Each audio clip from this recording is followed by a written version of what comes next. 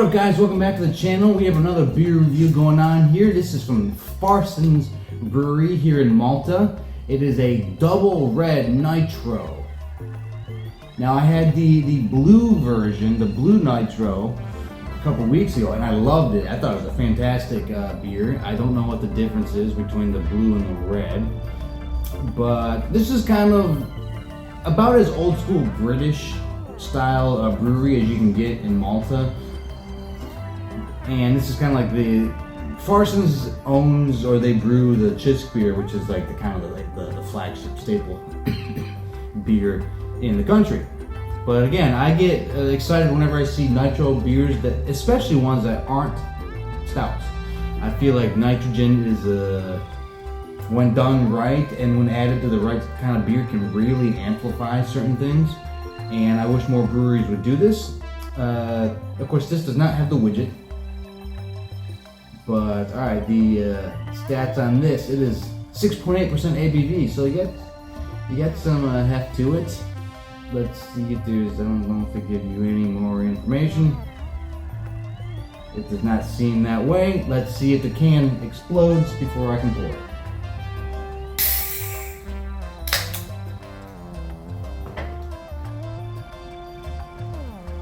And it tells you on the can not to do a hard pour. So I need to have a better glass for.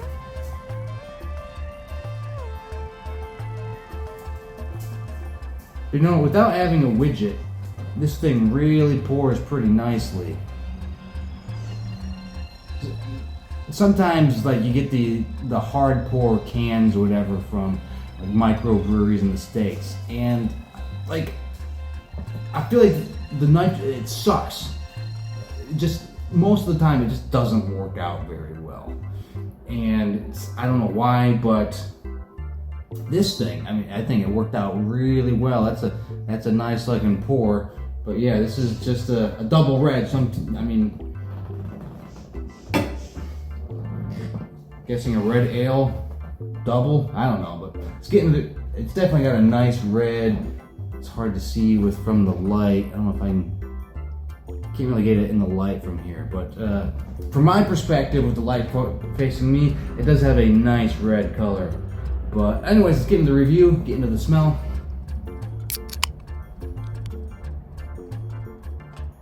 The one problem with some of these nitrogen beers is the nitrogen head just like mutes what you're smelling. Because I'm getting nothing. I mean, right now all I'm getting is a bit of the lactose in the head. I mean, maybe. Yeah, I can't smell a thing.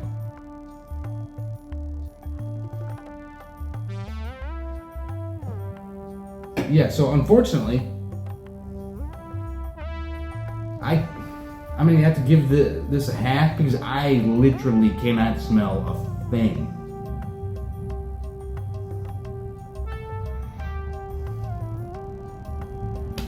Yeah, I have to give it a half because I don't know. I can't smell a thing with this beer. But so anyways, let's get into the taste.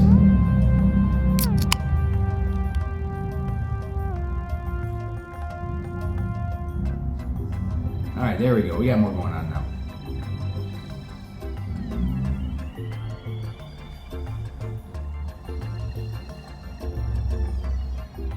So you got the toasted malt, not right on the tip of my tongue, almost more towards the middle. It's interesting because usually when I get this toasted taste, it's right on the tip.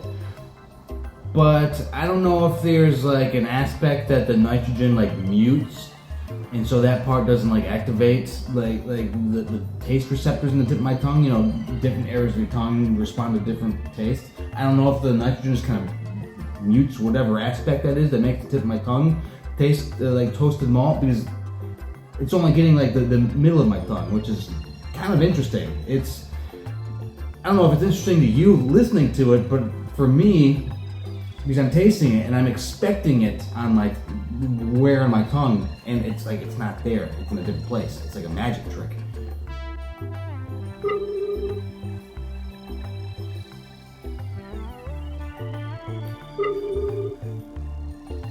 But yeah, so you got that toasted malt, and it's real smooth. The nitrogen kind of really kind of softens it up. It's got that, you know, that small grain sandpaper where you just kind of working it out and smoothing it out. And it really does that nicely.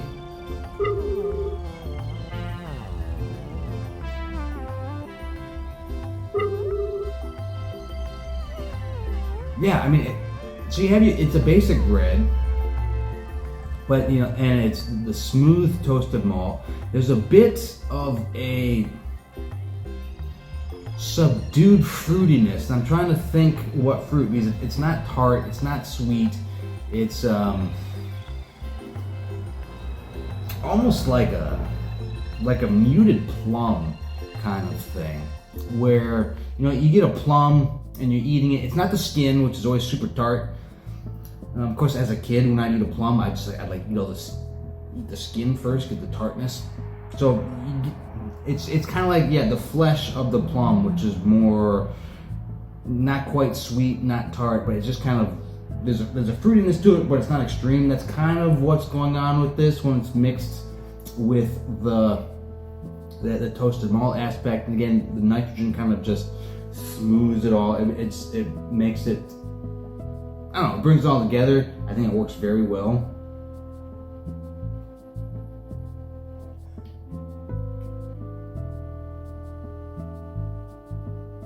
And it's clean. The taste doesn't linger too much.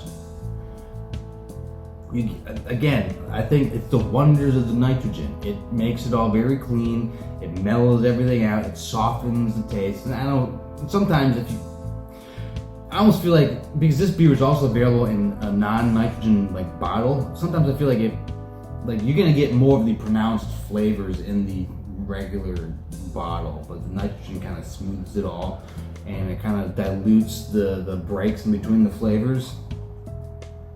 It blends, or not break, it blends it a little more, and I like that with this. This is the second nitrogen I've had from Farsons, and I think they do it well.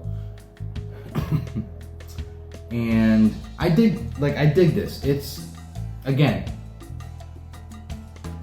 there's not much for aroma going on. Maybe if I had a wider glass it'd be a little easier, but taste, I really like it. I'm really enjoying this. It is a nice beer. It's nice and smooth. This feels like a beer that at the end of the day, you're tired, you want something that's kind of mellow, but you want something with a little more flavor, but you don't want it to like scratch up your tongue. I feel like this would be a great beer for that, because it's just smooth, but it's got enough taste to it so that you can enjoy it and you just kind of relax. I mean, and it's almost 7% ABV, so it's not like, you know, it's not nothing. So I like this. I like this a lot. I'm gonna recommend it on taste. Next category is value for price, and yeah, most of these beers, especially most of these local beers, are surprisingly affordable for, you know,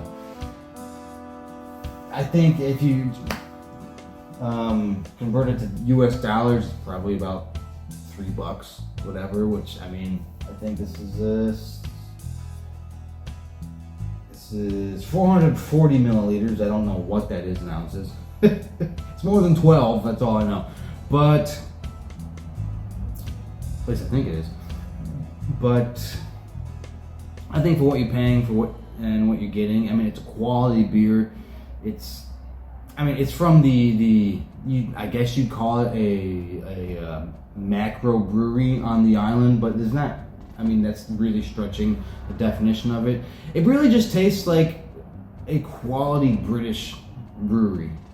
Quality British beer from a quality British brewery. That's kind of like what you're getting with this. And so I dig it. I really like it. I'm going to recommend it on value for price. And all right, next category is distinction. How distinct is it? And again, the nitrogen makes some of these beers really distinct, because you don't get nitrogen with a red ale. Like, maybe occasionally you'll find a place that does that, but it's not often. And I wish more places would do it. It just gives you it's like a new perspective on the same beer. You can have the same beer without nitrogen and the same beer with nitrogen, and it's just like, it's like viewing. It's like you walk down the street, you walk down the same side of the street every day, and then something happens and you decide to walk down on the other side of the street, and it gives you an entirely different perspective. Like, wow, I've never even noticed those things. It's kind of like what nitrogen does to some of these beers. It's like, wow, that's an interesting new perspective for this beer that I would have never had, and I wish more places would do that. So I really appreciate them doing that, and so I'm gonna recommend. I'm gonna recommend it on distinction, because that nitrogen immediately makes it distinct for a red ale.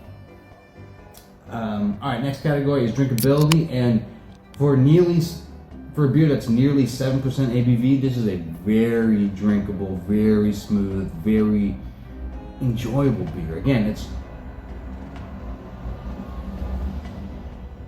very nice. This for me is like the definition of a kickback. Kick my shoes off, turn the TV on. I just want, I'm gonna drink one beer or 7, who knows. And you just want one. You just want something that's just kind of like this is like spa day in beer form. It's like if any kind of beer could make you relax and just kind of like decompress after a long day, for me, this beer would do that. Like, I think it's fantastic. So I'm gonna recommend it on drinkability. And last category is would I buy it again? And absolutely, I would love to buy this again. I'd love to find this on a Nitro tap somewhere. One thing I've noticed in Malta, a lot of the breweries, or not breweries, a lot of the like little pubs I've been to, there are not a lot of taps. You walk in and there might be 3 taps. It's kind of interesting what they do have on tap, but of course, if you go into the more touristy new area of town, maybe that's different. But yeah, I haven't seen this on tap yet. I haven't seen the other Nitro beer on tap yet, but I'm still looking, and hopefully I find it, because I would order that. And that's one of those beers that you see on tap, like, that one, I don't even need to know what else is on tap, I'm getting that. So I will get this on tap, or I will get this again. And this is the kind of beer where if I had like beer friends visiting, this would be the kind of beer I'd want to have on. Like, I would go out of my way to buy this, to have it on hand, to be like, dude, check this out. You're gonna like this. This is a nice one. So I wish I could have smelled anything. This beer has minimal aroma, so I wish there was something I could have rated the aroma on, because I would have given this the official stamp of approval, but because I couldn't smell a thing, I can't. But still, really enjoyed this. I really like this. If you ever find yourself in Malta, or if you ever see this in a store, I don't know, you never know who exports stuff where, but if you ever see a Farsons Double Red Nitro Smooth and Creamy, that's what the can looks like. If for some reason you ever see this beer, pick it up. You will not be disappointed. But anyways, for myself and for Farsons, take it easy.